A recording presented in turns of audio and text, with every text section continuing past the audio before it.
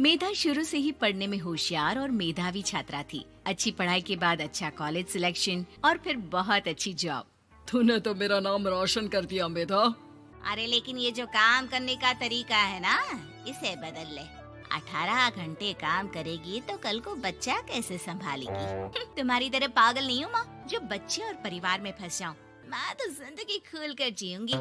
सब कहने की बात होती है बेटा, अपने बच्चे का सुख हर कोई चाहता है।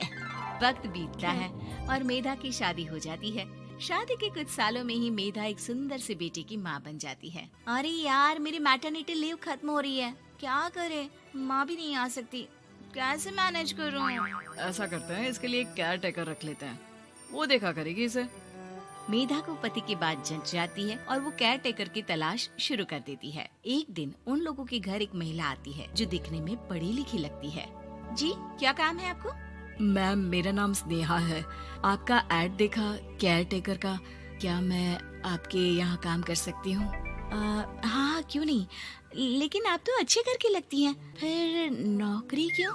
दरअसल मेरे ससुराल वालों ने मुझे घर से निकाल दिया क्योंकि मैं माँ नहीं बन सकती और माता पिता भी नहीं है इस दुनिया में। तो अरे अरे, कोई बात नहीं, तुम लक्ष्य को ही अपना बच्चा समझो और यहीं रहना, और किसी भी चीज की जरूरत हो ना तो बता देना। नेहा खुशी खुशी लक्ष्य को संभालने लगती है। रात को जब मेधा घर पर आती है, अरे क्या बात है स्नेहा, तुमने खाना नहीं खाया क्या?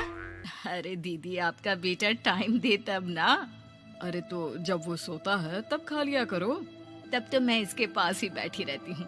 कोई मच्छर या कीड़ा काट ले लक्ष्य को तो अब आप पकड़ो, मैं खाना खा लेती हूँ। स्नेहा वहाँ से चली जाती है। बहुत ही अच्छे से ख्याल रख रही है ये लक्ष्य का। मेधा, इतना तो शायद तुम भी ध्यान नहीं देती। मेधा को पति की बात बुरी तो लगती है लेकिन कुछ नहीं कहती। धीरे धीरे स्नेहा मेधा और उसके पति के साथ बाहर भी जाने लगी।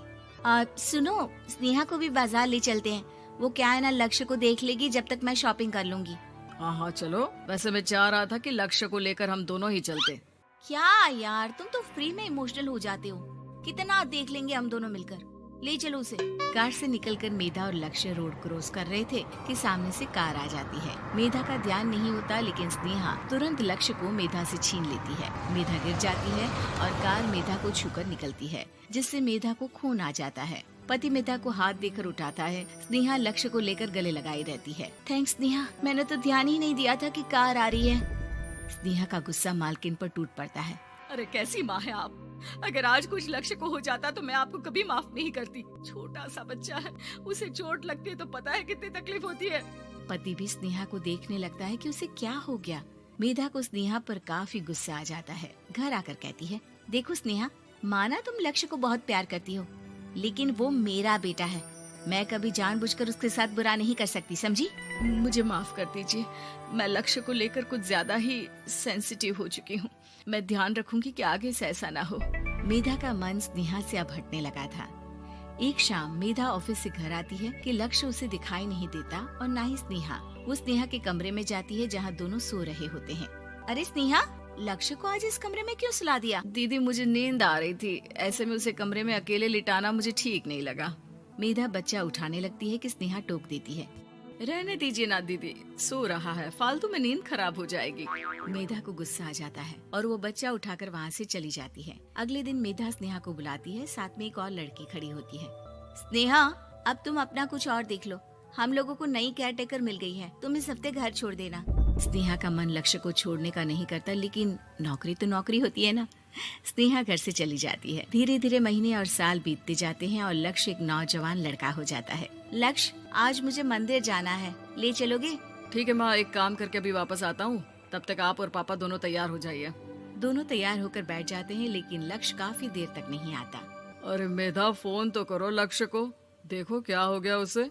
मेधा फोन करती है तो पता चलता है कि लक्ष्य का एक्सीडेंट हो गया है और वो सिटी अस्पताल में है। जल्दी चलिए, पता नहीं कैसा होगा मेरा बेटा। अरे चिंता ना करो, सब ठीक होगा, मैं अभी कार निकालता हूँ। दोनों मियाँ बीवी अस्पताल पहुँचते हैं जहाँ वो लोग देखते हैं कि लक्ष्य बिस्तर पर पड़ा होता है। एक महिला इन्हें यहाँ लेकर आई है, वो वहाँ बैठी है, लेकिन फिलहाल तो आप लोगों को इनके लिए किडनी का प्रबंध करना होगा। एक्सीडेंट में इसकी किडनी डैमेज हो गई है। मेरी ले लीजिए डॉक्टर साहब, मेरे बेटे को बचा लीजिए। नहीं नहीं, आप माँ हैं, आपकी नहीं ले सकते, पिता की भी नहीं। आप किसी रिलेटिव या दोस्त से पता कर लें। और हाँ, थोड़ा जल्दी करें क्योंकि देर होने से मामला बिगड़ सकता है।